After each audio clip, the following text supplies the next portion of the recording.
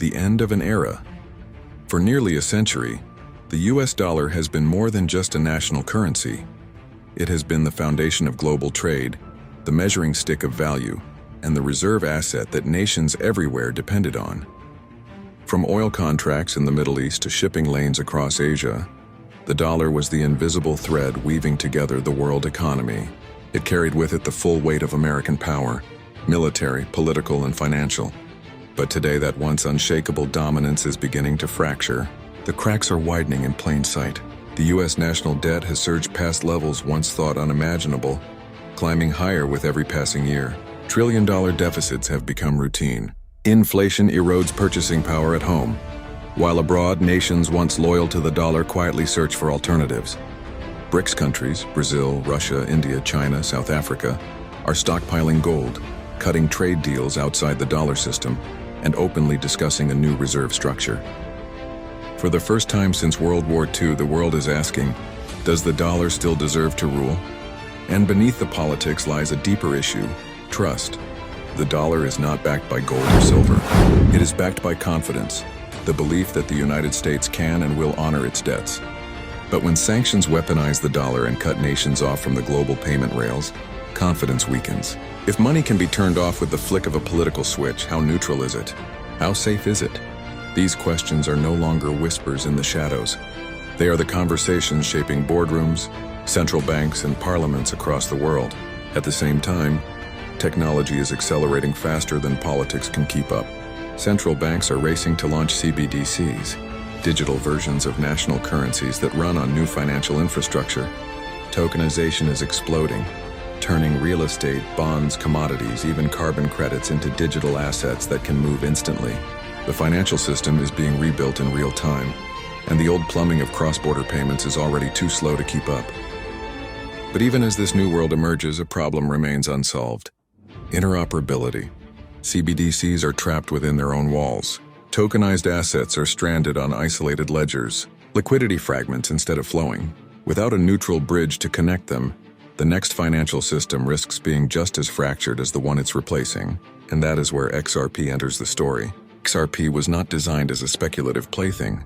It was engineered for a single purpose: to serve as a bridge asset for global value transfer.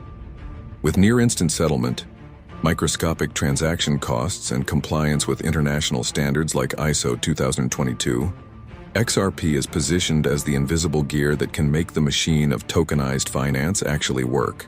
Ripple, the company behind much of its adoption, has already connected banks, institutions, and payment providers to its network. The foundation has been quietly built. This raises a question as big as money itself. Are we heading toward a deliberate Great Reset, a coordinated shift into a new global system? Or will the dollar's decline give way to a more organic, messy transformation? Either way, the outcome points to the same conclusion. The world is preparing for a financial order beyond the dollar. This is not just a story about currency. It is a story about the end of one empire's financial reign and the birth of something entirely new. The death of the dollar is not the end of money. It is the beginning of the Internet of Value. And to understand where we're going, we must first see how the cracks in the dollar system formed. Part 1. Cracks in the dollar system. The story of the dollar's decline begins with a simple truth. Every empire builds its wealth on money, and every empire's money eventually falters. The US dollar rose to power after World War II, cemented at Bretton Woods when 44 nations agreed to peg their currencies to the dollar, and the dollar itself to gold. For decades, this system kept stability, with the United States acting as banker to the world. But in 1971, the tie to gold was cut, leaving the dollar backed not by metal but by faith. From that moment on, the dollar's strength depended on trust in the United States government, its economy, and its ability to maintain order. At first, the shift seemed manageable. The petrodollar system kept demand high as oil-exporting nations agreed to price energy in US dollars. Global trade was funneled through the same channel, giving the dollar near monopoly power. But beneath the surface, something dangerous was forming.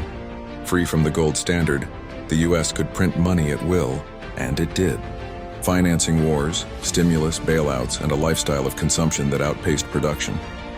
Today, the consequences are undeniable. US debt has surpassed $35 trillion and continues to climb. Servicing that debt, Just paying the interest costs more each year than entire government programs. Inflation eats away at savings, forcing households to stretch paychecks thinner and thinner. And outside America, countries see the writing on the wall. Why should they rely on a currency drowning in debt, controlled by the political winds of one nation? That's why central banks around the world are diversifying. They are buying record amounts of gold.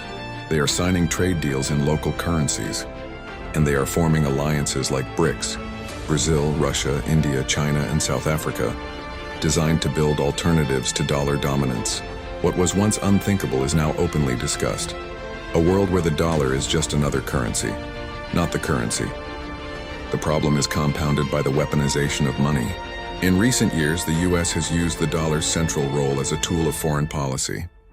By cutting nations out of the SWIFT system, the global messaging network for payments, Washington can freeze adversaries from participating in the financial world. It is effective in the short term, but devastating in the long term, because when countries realize the dollar can be switched off with a keystroke, they begin to build systems where it cannot. Trust erodes, and the incentive to move away grows stronger. And while these geopolitical moves unfold, ordinary citizens feel the cracks as well. Rising prices at the grocery store, higher mortgage rates, shrinking retirement accounts, all signs of a currency losing its purchasing power. For Americans, the dollar is supposed to be a safe haven. For the rest of the world, it is supposed to be neutral. Increasingly, it feels like neither. But here's the paradox. As the dollar weakens, the world still needs a global reserve system. Trade doesn't stop. Banks don't stop lending. Governments don't stop borrowing. The demand for a global medium of exchange remains. What is changing is the willingness to rely on a single nation's currency for that role. This is why the conversation has shifted from whether the dollar is declining to what will replace it. Will it be another fiat currency like the Chinese yuan? Will it be gold-backed assets? Or will it be something entirely new? A digital financial system built on CBDCs, tokenization, and neutral bridge assets like XRP. To answer that, we must first explore the rise of CBDCs and tokenized finance, the building blocks of the next global monetary order.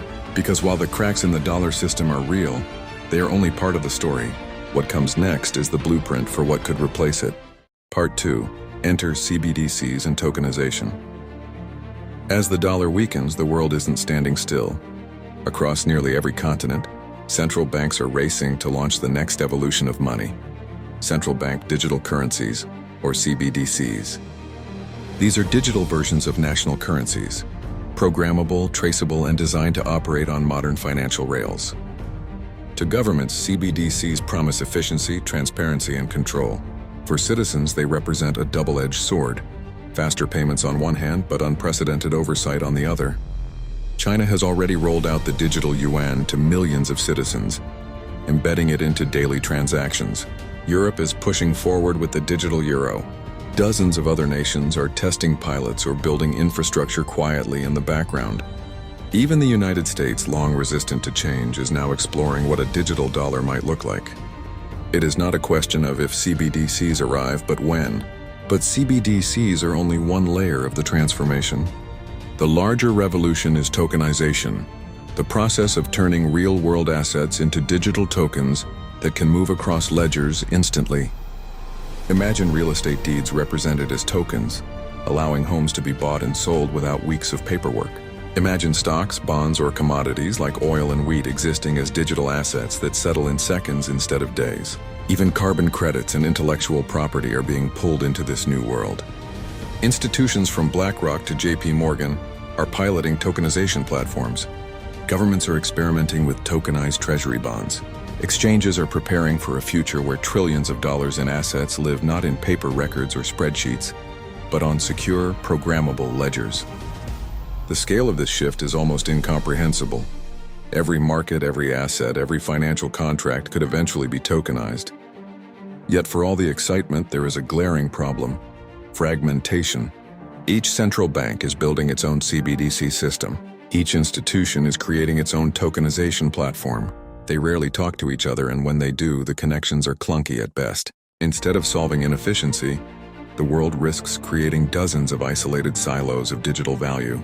Consider the digital yuan and a future digital euro. How do they exchange value instantly? How does a tokenized US bond move seamlessly into a European settlement system? How do carbon credits issued in Africa flow into markets in Asia? Without interoperability, tokenization becomes just another layer of complexity. Faster in some ways, but still fractured, still inefficient. This is why the search for a neutral bridge asset has become the quiet focus of institutions and governments. A digital lubricant sitting between CBDCs and tokenized assets, allowing value to move freely without bias or national control. Gold can't play this role. Neither can the US dollar, not anymore. What's needed is something digital, decentralized, and purpose-built for settlement. And that is exactly the niche XRP was designed to fill. XRP isn't a central bank's token. It isn't tied to any single government. Instead, it functions as a universal bridge, moving value between currencies, between assets, and between ledgers with near-instant finality. Ripple has spent years building RippleNet and on-demand liquidity corridors that already move billions across borders. With Ripple's own stablecoin, RLUSD, acting as the fuel for liquidity pools, XRP becomes the settlement layer that makes tokenization truly work at scale. The cracks in the dollar may have set the stage, but CBDCs and tokenization are building the set pieces of the next act. Yet without a neutral bridge, the play can't go on. Which brings us to the heart of the story. The role of XRP as the glue that binds the internet of value together. To see why XRP is different, and why it matters more now than ever, we have to look at its design, its standards, and the institutional infrastructure already in place. Because while the world debates what comes after the dollar, XRP is quietly preparing to be the settlement layer of whatever comes next. Part 3. XRP, the neutral bridge. For all the noise in crypto, the hype cycles, the meme coins, the speculative manias, XRP has always stood apart. It was never designed to be a casino chip for traders. It was engineered to solve a specific trillion-dollar problem. How to move value across borders instantly, efficiently, and without relying on trust in a single nation or bank. The brilliance of XRP lies in its simplicity. Where traditional systems like SWIFT take days and cost a fortune to settle transactions, XRP can move value in 3 to 5 seconds. Fees are microscopic, often less than a fraction of a cent. Settlement is final. No chargebacks, no intermediaries, no chains of middlemen clipping fees. It is money moving at the speed of information, but speed alone isn't enough. What makes XRP truly unique is its alignment with global financial standards. ISO 2022, the new messaging language of global finance, is the backbone of future payments. Most cryptocurrencies ignore it. XRP is built to comply with it. This isn't just technical jargon. It means XRP speaks the same language as central banks, commercial banks, and institutional settlement systems. It means XRP isn't an outsider trying to crash the party. It's a guest already on the invite list. Ripple, the company that has championed XRP adoption, has spent the last decade doing what few other crypto projects dared, working directly with regulators, banks, and governments. Its on-demand liquidity (ODL) corridors are live in multiple countries, moving billions through XRP as the bridge. Its partnerships stretch from small remittance companies to some of the largest financial institutions in the world.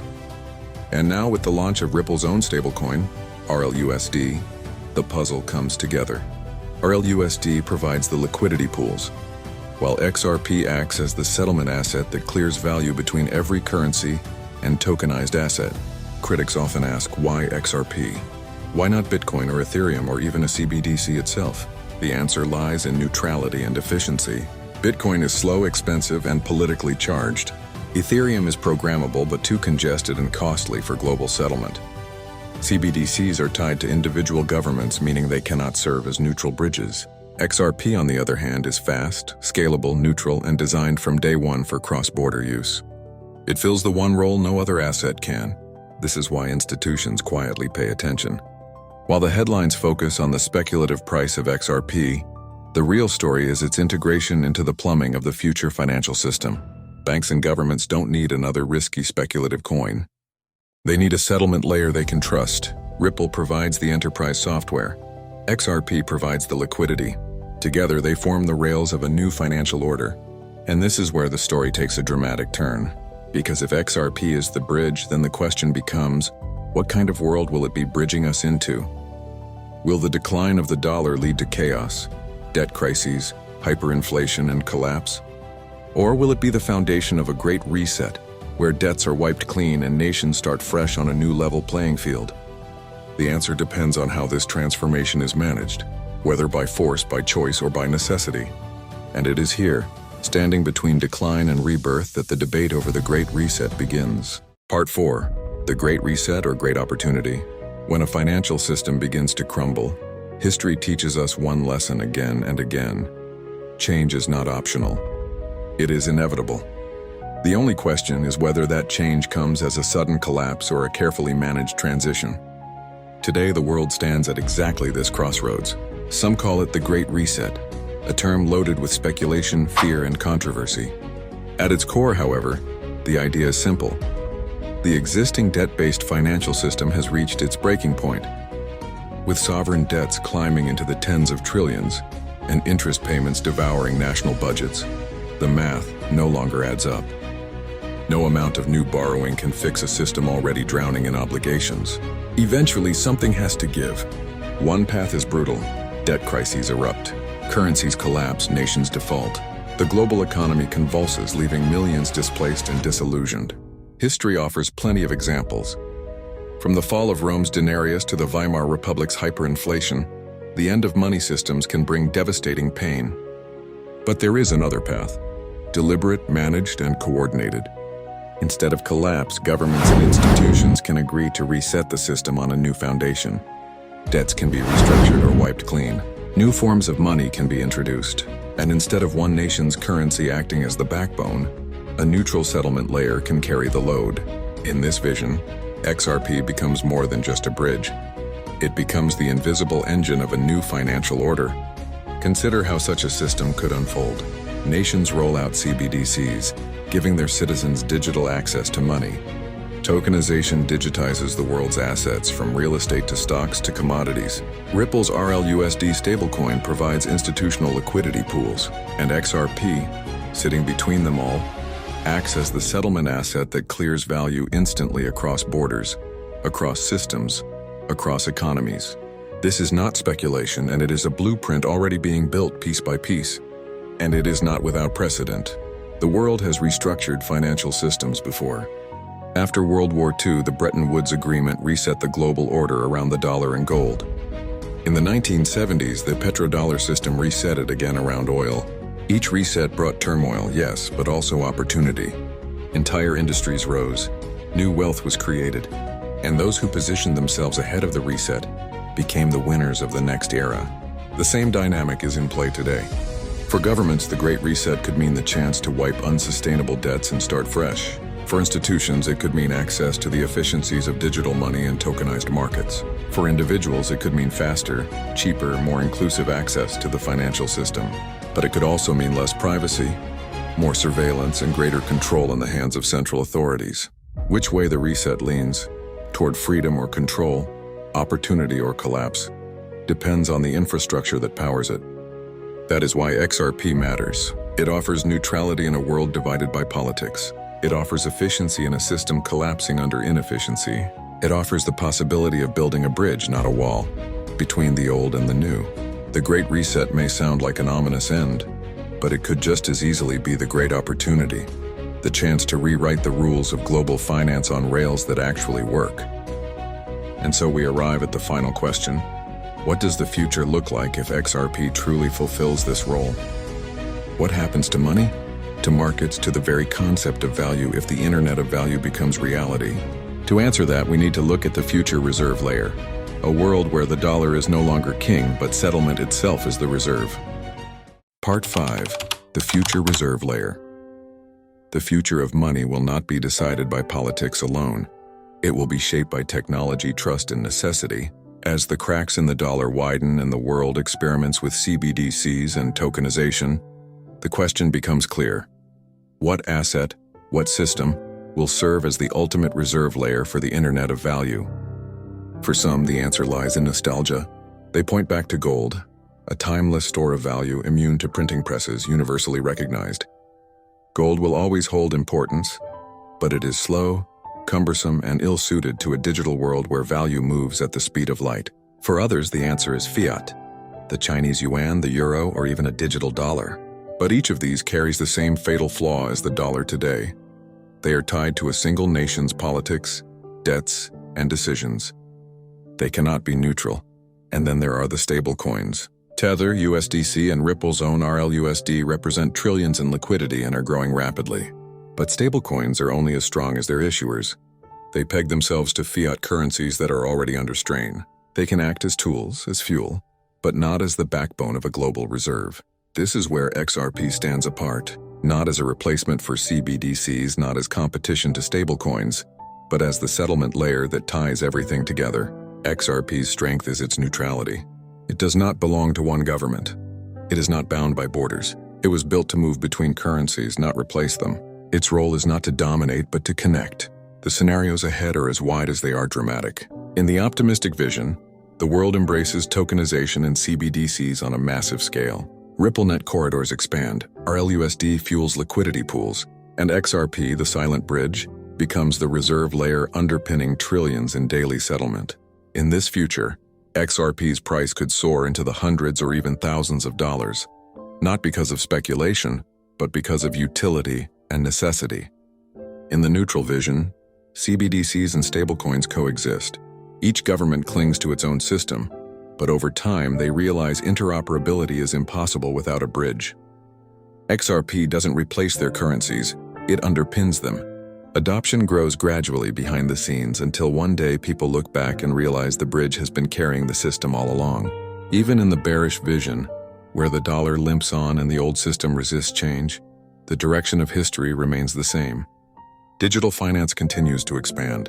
Tokenization grows. Cross-border inefficiencies demand solutions. And in the background, XRP adoption ticks upward steadily, almost invisibly until it becomes indispensable. The truth is that money is not static. It evolves with the systems that support it. Just as gold gave way to the dollar and the dollar gave way to fiat debt, the reserve of the future will be measured not in political dominance but in connectivity. The asset that links all others will be the one the world cannot live without. That asset may very well be XRP. The death of the dollar is not the end of global finance.